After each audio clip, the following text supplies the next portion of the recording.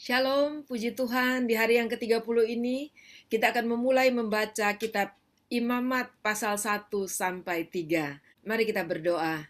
Terima kasih Tuhan buat hari ini kami boleh memulai dari kitab Imamat dan belajar bagaimana Engkau mengajarkan umat Israel untuk beribadah kepada Engkau dan juga tentang keimaman Harun dan anak-anaknya. Kami ingin belajar lebih lagi dari Engkau ya Tuhan dan berbicaralah kepada setiap kami dalam pembacaan-pembacaan firman-Mu setiap-tiap hari. Dalam nama Tuhan Yesus kami berdoa. Amin. Puji Tuhan, dan mari kita langsung membaca Imamat pasal 1. Tuhan memanggil Musa dan berfirman kepadanya dari dalam kemah pertemuan. Berbicaralah kepada orang Israel dan katakan kepada mereka, apabila seseorang di antaramu hendak mempersembahkan persembahan kepada Tuhan, haruslah persembahanmu yang kamu persembahkan itu dari ternak, yakni dari lembu sapi atau dari kambing domba. Jikalau persembahannya merupakan korban bakaran dari lembu, haruslah ia mempersembahkan seekor jantan yang tidak bercela. Ia harus membawanya ke pintu kemah pertemuan, supaya Tuhan berkenan akan dia. Lalu ia harus meletakkan tangannya ke atas kepala korban bakaran itu, sehingga baginya persembahan itu diperkenan untuk mengadakan pendamaian baginya. Kemudian haruslah ia menyembelih lembu itu di hadapan Tuhan, dan anak-anak Harun imam-imam itu harus mempersembahkan darah lembu itu dan menyiramkannya pada sekeliling mezbah yang di depan pintu kemah pertemuan.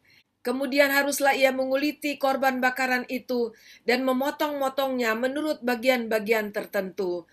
Anak-anak Imam Harun haruslah menaruh api di atas mezbah dan menyusun kayu di atas api itu. Dan mereka harus mengatur potongan-potongan korban itu dan kepala serta lemaknya di atas kayu yang sedang menyala di atas mezbah. Tetapi isi perutnya dan betisnya haruslah dibasuh dengan air, dan seluruhnya itu harus dibakar oleh imam di atas mezbah sebagai korban bakaran, sebagai korban api-apian yang baunya menyenangkan hati Tuhan. Jikalau persembahannya untuk korban bakaran adalah dari kambing domba, baik dari domba maupun dari kambing, haruslah ia mempersembahkan seekor jantan yang tidak bercela. Haruslah ia menyembelihnya pada sisi mezbah sebelah utara di hadapan Tuhan. Lalu haruslah anak-anak Harun, imam-imam itu menyiramkan darahnya pada mezbah sekelilingnya. Kemudian haruslah ia memotong-motongnya menurut bagian-bagian tertentu, dan bersama-sama kepalanya dan lemaknya diaturlah semuanya itu oleh imam di atas kayu yang sedang menyala di atas mezbah. Isi perut dan betisnya haruslah dibasuhnya dengan air, dan seluruhnya itu haruslah dipersembahkan oleh imam dan dibakar di atas mezbah. Itulah korban bakaran, suatu korban api-apian yang baunya menyenangkan bagi Tuhan. Jikalau persembahannya kepada Tuhan merupakan korban bakaran dari burung, haruslah ia mempersembahkan korbannya itu dari burung tekukur atau dari anak burung merpati. Imam harus membawanya ke mezbah, lalu memulas kepalanya dan membakarnya di atas mezbah. Darahnya harus ditekan keluar pada dinding mezbah. Temboloknya serta dengan bulunya haruslah disisihkan dan dibuang di samping mezbah sebelah timur ke tempat abu. Dan ia harus mencabik burung itu pada pangkal sayapnya, tetapi tidak sampai terpisah. Lalu imam harus membakarnya di atas mezbah, di atas kayu yang sedang terbakar. Itulah korban bakaran, suatu korban api-apian yang baunya menyenangkan bagi Tuhan. Pasal 2. Apabila seseorang hendak mempersembahkan persembahan berupa korban sajian kepada Tuhan, hendaklah persembahannya itu tepung yang terbaik, dan ia harus menuangkan minyak serta membubuhkan kemenyan ke atasnya. Lalu korban itu harus dibawanya kepada anak-anak Harun, imam-imam itu. Setelah diambil dari korban itu tepung segenggam dengan minyak beserta seluruh kemenyannya, maka imam haruslah membakar semuanya itu di atas mezbah sebagai bagian ingat-ingatan korban itu, sebagai korban api-apian yang baunya menyenangkan bagi Tuhan. Korban sajian selebihnya adalah teruntuk bagi Harun dan anak-anaknya, yakni bagian maha kudus dari segala korban api-apian Tuhan. Apabila engkau hendak mempersembahkan persembahan berupa korban sajian dari apa yang dibakar di dalam pembakaran roti, haruslah itu dari tepung yang terbaik, berupa roti bundar yang tidak beragi, yang diolah dengan minyak, atau roti tipis yang tidak beragi, yang diolesi dengan minyak.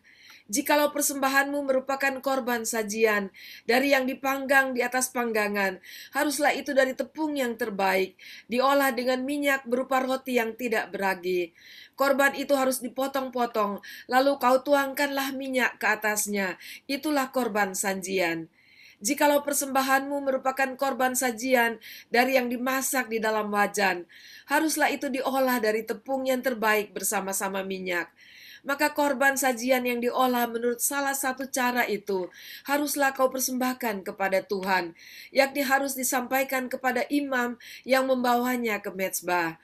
Kemudian imam harus mengkhususkan dari korban sajian itu bagian ingat-ingatannya, lalu membakarnya di atas mezbah sebagai korban api-apian yang baunya menyenangkan bagi Tuhan. Korban sajian selebihnya adalah bagian Harun dan anak-anaknya, yakni bagian Maha Kudus dari segala korban api-apian Tuhan.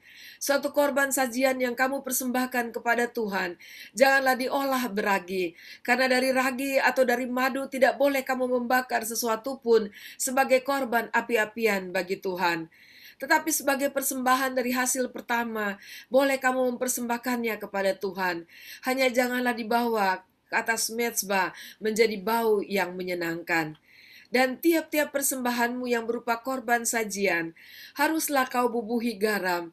Janganlah kau lalaikan garam perjanjian Allahmu dan korban sajianmu, beserta segala persembahanmu, haruslah kau persembahkan garam. Jikalau engkau hendak mempersembahkan korban sajian dari hulu hasil kepada Tuhan, haruslah engkau mempersembahkan bulir gandum yang dipanggang di atas api, emping gandum baru, sebagai korban sajian dari hulu hasil gandummu. Haruslah kau bubuh minyak dan kau taruh kemenyan ke atasnya. Itulah korban sajian. Haruslah imam membakar sebagai ingat-ingatannya, sebagian dari emping gandumnya dan minyaknya beserta seluruh kemenyannya sebagai korban api-apian bagi Tuhan. Pasal 3. Jikalau persembahannya merupakan korban keselamatan, maka jikalau yang dipersembahkannya itu dari lembu, seekor jantan atau seekor betina, haruslah ia membawa yang tidak bercela ke hadapan Tuhan. Lalu ia harus meletakkan tangannya di atas kepala persembahannya itu dan menyembelihnya di depan pintu kemah pertemuan. Lalu anak-anak Harun, imam-imam itu haruslah menyiramkan darahnya pada mezbah sekelilingnya. Kemudian dari korban keselamatan itu, ia harus mempersembahkan lemak yang menyelubungi isi perut dan segala lemak yang melekat pada isi perut itu sebagai korban api-apian bagi Tuhan. Dan lagi kedua buah pinggang dan lemak yang melekat padanya, yang ada pada pinggang dan umbai hati yang harus dipisahkannya beserta buah pinggang itu. Anak-anak Harun harus membakarnya di atas mezbah, yakni di atas korban bakaran yang sedang dibakar di atas api, sebagai korban api-apian yang baunya menyenangkan bagi Tuhan. Jikalau persembahannya untuk korban keselamatan bagi Tuhan adalah dari kambing domba, seekor jantan atau seekor betina, haruslah ia mempersembahkan yang tidak bercela. Jikalau ia mempersembahkan seekor domba sebagai persembahannya, ia harus membawanya ke hadapan Tuhan. Lalu ia harus meletakkan tangannya ke atas kepala persembahannya itu dan menyembelihnya di depan kemah pertemuan. Lalu anak-anak Harun harus menyiramkan darahnya kepada mezbah sekelilingnya.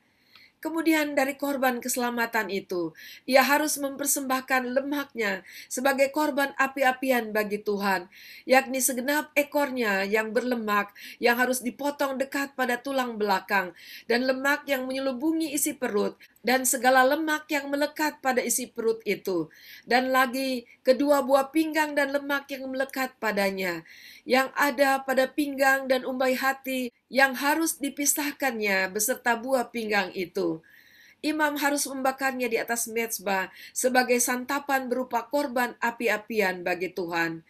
Jikalau persembahannya seekor kambing, ia harus membawanya ke hadapan Tuhan. Lalu ia harus meletakkan tangannya di atas kepala kambing itu dan menyembelihnya di depan kemah pertemuan. Lalu anak-anak Harun harus menyiramkan darahnya pada mezbah sekelilingnya. Kemudian dari kambing itu, ia harus mempersembahkan lemak yang menyelubungi isi perut dan segala lemak yang melekat pada isi perut itu sebagai persembahannya berupa korban api-apian bagi Tuhan. Dan lagi kedua buah pinggang dan lemak yang melekat padanya, yang ada pada pinggang dan umbai hati, yang harus dipisahkannya beserta buah pinggang itu. Imam harus membakar semuanya itu di atas mezbah sebagai santapan berupa korban api-apian menjadi bau yang menyenangkan. Segala lemak adalah kepunyaan Tuhan. Inilah suatu ketetapan untuk selamanya bagi kamu turun-temurun di segala tempat kediamanmu. Janganlah sekali-kali kamu makan lemak dan darah. Demikianlah pembacaan firman pada hari ini. Kita bersyukur karena kita mulai belajar. Saya garis bawahi di sini, yaitu Tuhan menerima persembahan korban dari binatang. Itu berarti ada penumpahan darah. Dan semua itu mengingatkan pentingnya penumpahan darah yang sudah diajarkan oleh Tuhan di dalam hal korban bakaran bagi Tuhan, yaitu merujuk kepada Tuhan Yesus yang akan datang. Tetapi di lain hal Tuhan juga menerima korban hulu hasil dan korban persembahan-persembahan yang lain.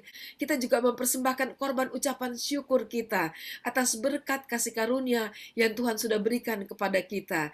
Di zaman kita sekarang tentu bukan hasil ladang lagi, khususnya bagi kita yang ada di kota, tetapi adalah hasil dari pekerjaan, usaha kita, dan apapun yang Tuhan sudah berkati dalam kehidupan kita.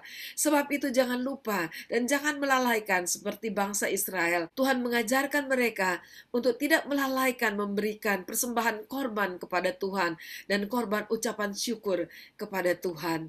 Haleluya. Tuhan Yesus memberkati kita semua. Mari kita berdoa. Terima kasih Tuhan, kami mengucap syukur kepada Engkau. Kami memulai dari kitab Imamat ini dan kami siap untuk diajar oleh Tuhan lebih lagi dan lebih lagi. Terpujilah Engkau Tuhan, dalam nama Tuhan Yesus. Amin. Puji Tuhan, tetap semangat saudara, Tuhan Yesus memberkati. Sampai jumpa besok.